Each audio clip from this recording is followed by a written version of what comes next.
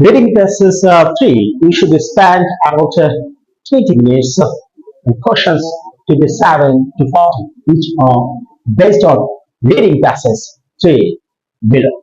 The heading, an ideal city. An ideal city. Leonardo da Vinci's ideal city was century ahead of its time. Okay, century ahead of time. The word genius is universally associated with the name of Leonardo da Vinci, a true Renaissance man, the embodiment, scientific speed, artistic talent, and humanist sensibilities. Okay, that means this is the reading passage 3, and we have to spend 20 minutes. Question number 27 to 14. Okay, and the passage heading, an ideal city. Leonardo da Vinci's ideal city was century ahead of its time. The word genius is universally associated with the name of Leonardo da Vinci, a true Renaissance man, the embodiment, scientific speed, artistic talent, and humanist sensibilities. 500 years have passed since Leonardo died in his home at Tetio Ducos, Luz, Alsace, France. Okay, yet far from fading into insignificance, his thinking has carried down the century and still surprises today. And as paragraph B, the Renaissance marked the transition from the 15th century to modernity and took place after the spread of the plague in the 14th century, which caused a global crisis resulting in some 200 million deaths across Europe and Asia. Today, the world is on the cusp of a climate crisis, which is predicted to cause widespread displacement, extinction, and death if left unaddressed. Okay, then, as now, radical solution were called for the revolutionize the way people live and safeguard humanity against catastrophe. Okay, against actually this today, the world is on the cusp of a climate crisis, which is predicted to cause widespread spread displacement, extinction, and death if left unaddressed. But as now, radical solution were called for the revolutionize the way people live and safeguard humanity against catastrophe. 1886, after a pestilence that killed half the population in Milan, Italy, Leonardo turned his thoughts to urban planning problems. Following a typical Renaissance trend, he began to work on Ideal City project, which due to his excessive cost would remain unfulfilled. Yet, given that unsustainable urban models are a key cause of global climate change today, it's unusual to wonder how Leonardo might have changed the shape of the modern cities. Okay, that means around 1486, after pestilence, after a pestilence that killed half the population in Milan, Italy. Leonardo turned his thought to urban planning problems. Following a typical Renaissance trend, he began to work on ideal city project, okay, which due to his excessive cost and would remain unfulfilled. Yet, given that unsustainable urban models are a key cause of global climate change today, it's only natural to wonder how Leonardo might have changed the shape of the modern cities. Although the Renaissance is renowned as an era of incredible progress in art and architecture, it's really noted that 5th century also marked the birth of urbanism in a true academic discipline. The rigor and method behind the conscious concept of a city had been largely missing in Western thought until the moment when prominent Renaissance men pushed forward large-scale urban projects in Italy, such as the configuration of the town is of Pinja and the expansion of the city of Ferrara. Okay, that means although the Renaissance is renowned as an era of incredible progress in art and architecture, it's rarely noted that the 5th century also marked the birth of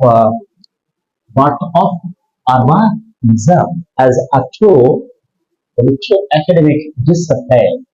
The rigor and method behind the concept of a city have been largely missing in Western thought until the moment when prominent Renaissance men pushed forward large-scale urban projects in Italy, such as the configuration of the town of Pinja and the expansion of the city of Ferrara.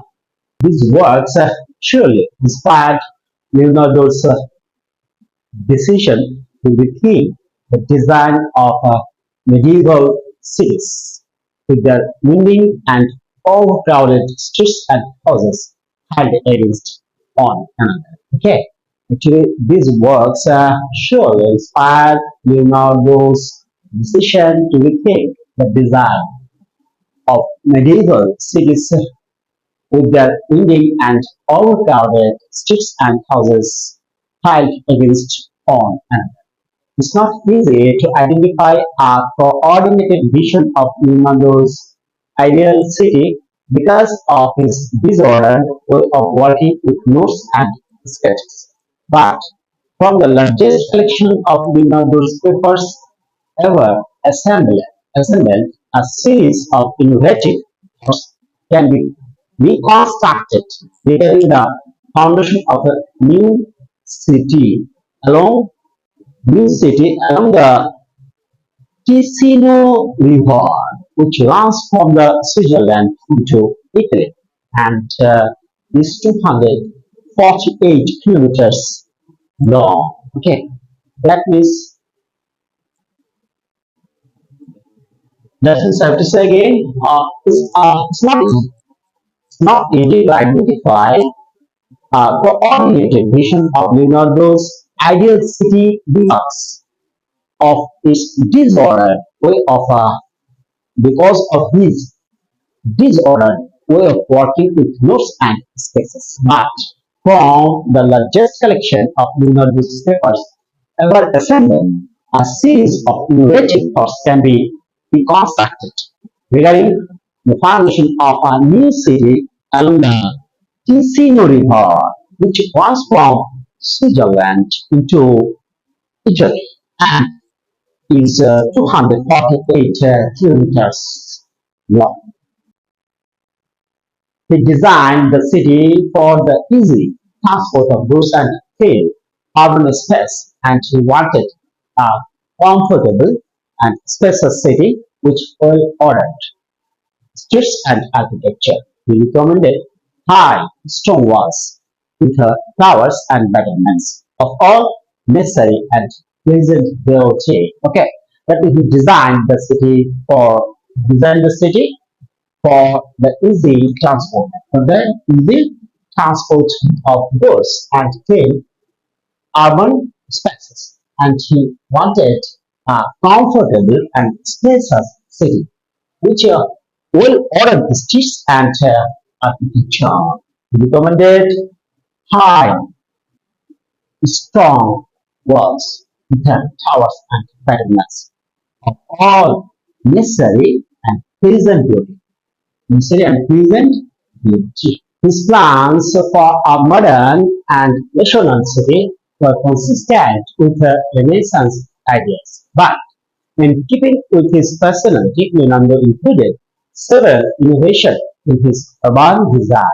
Leonardo wanted the city to be built on several levels linked with vertical outdoor staircases. This design can be seen in some today's high-rise buildings but was unconventional at the time. Indeed, this idea of taking full advantage of interior spaces wasn't implemented until the 1920s and 1930s with the birth of the modernist movement. Okay, his plans for a modern and rational city were consistent with Renaissance ideas, but in keeping with his personality, Leonardo included several innovations, okay, in his urban design. Leonardo wanted the city to be built on several levels linked with vertical outdoor staircases.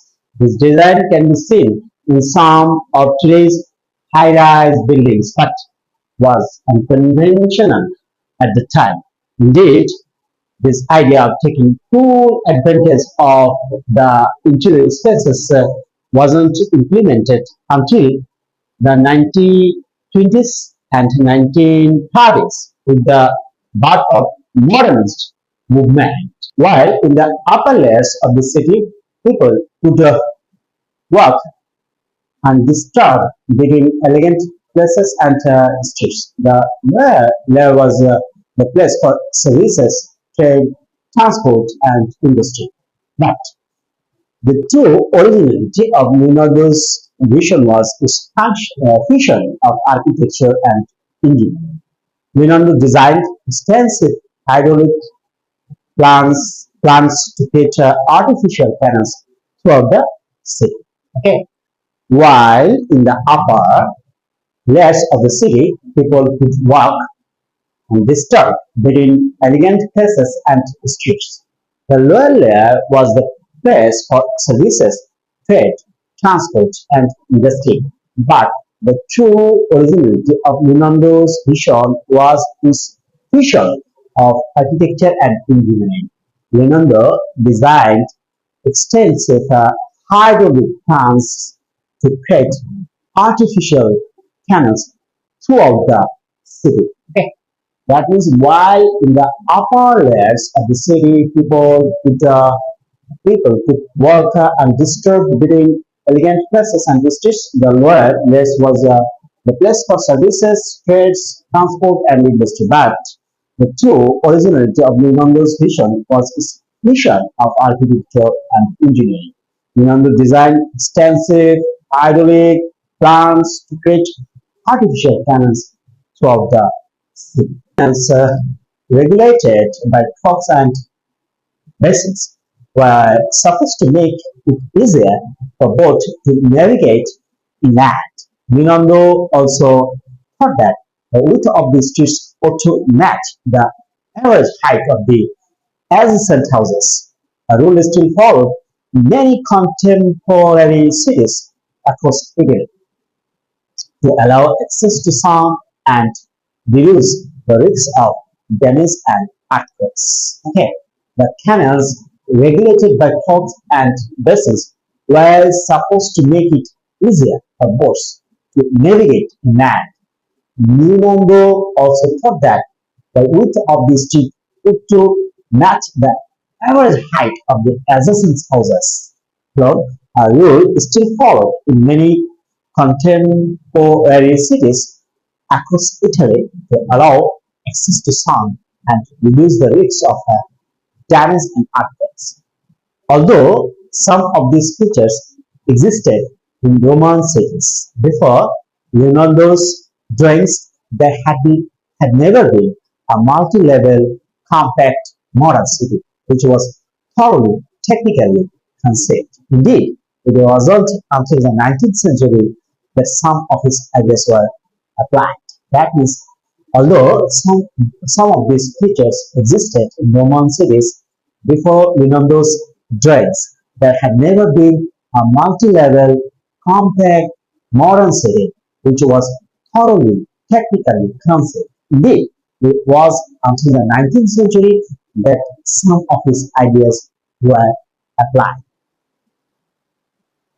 For example, the subdivision of the city by function with services and infrastructure infrastructure located in the lower levels and wide and well ventilated boulevards walkways with the residents is an idea that can be found in George Eugene Haussmann's renovation of Paris under Emperor Napoleon III between 1853 and 1870. Okay, that means, for example, the subdivision of the city by function with services and infrastructures located in the lower levels and wide and well ventilated boulevards, walkways above the residents. Okay, is an idea that can be found in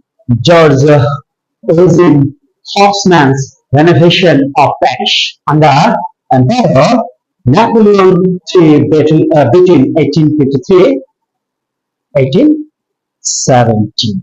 Today, Linondo's ideas are not simply valid, they actually suggest a way forward. For urban planning, many scholars think that the compact city built upwards instead of outwards, integrated with nature, especially water system, with efficient transport infrastructure could help modern cities become more efficient and sustainable. This is yet another reason why Ninondo was aligned so closely with modern urban planning and centuries ahead of his time. Okay, today Ninondo's ideas are not simply valid; they actually suggest a way forward for urban planning. Many scholars think that the compact city built upwards instead of outwards, integrated with nature, special water system with efficient transport infrastructure could help modern cities become more efficient and sustainable. This is yet another reason why Innuendo was aligned so closely with modern urban planning and centuries ahead of its time. Now, question 27 to 33. Do the following statements agree with the information given in the reading process page? In boxes 27 to 33, on your answer sheet, write. If true, the statements agree with the information. Write down the false. If the statement contradicts the information not given, if there is no information on this. Okay? 27. People first refer to Leonardo da Vinci as a genius 500 years ago. Okay? 28. The current climate crisis is predicted to cause more deaths than the plague. 29. Some of challenges we face today can be compared to those of earlier times. And 30. Leonardo da Vinci's ideal city was constructed in the 15th century. Okay. 31. Port town planning is a major contributor to climate change. And 32. In Renaissance times, local people fought against the challenge to Piazza and Ferrara. Okay. 33. Leonardo da Vinci kept a neat, organized record of his design. Okay, so to 40. Complete the summary below. Choose all word only from the passage for each answer. Write your answer in boxes 34 to 40 on your answer sheet. Leonardo da Vinci's ideal city. A collection of Leonardo da Vinci's paperwork reveals his design of a new city beside the Ticino River. This was to provide better 34 number question that the good for trade and a less polluted environment. Okay. Although Leonardo da Vinci City shared many of the ideas of his time. Some of his innovations were considered unconventional in their design. The included features that can be seen in some towers blocks today, such as 35 number question on the exterior of a building. Leonardo da Vinci wasn't only an architect. His expertise in 36 question was evident in his plans for artificial canal with his ideal city. He also believed that the height of houses should relate to the width of streets in case earthquakes occur. The design of many cities in Italy today follows this 37 question while some cities from 38 question times have stacks that can also be found in Leonardo's design, his idea were not put into practice until long after his death. 39 question is one example of city that was redesigned in 19th century in the way that Leonardo had envisaged. Okay, his ideas are also relevant to today's world where building fortification no longer seems to be the best approach. Okay, Leonardo da Vinci was not only an architect, his expertise in 36 questions, you have to give the answer here, was evident in his plans for artificial canal with his ideal city. He also believed that the height of houses should relate to the width of streets in case earthquakes occur. The design of many cities in Italy today follows these 37 question. Okay, while some cities from 38 question times have specs that can also be found in Leonardo's design, his ideas were not put into practice until long after his death. 39 question is one example of a city that was redesigned in the 19th century in the way that Leonardo had envisaged. His ideas are not relevant to today's world where building 49 number question no longer seems to be the best approach.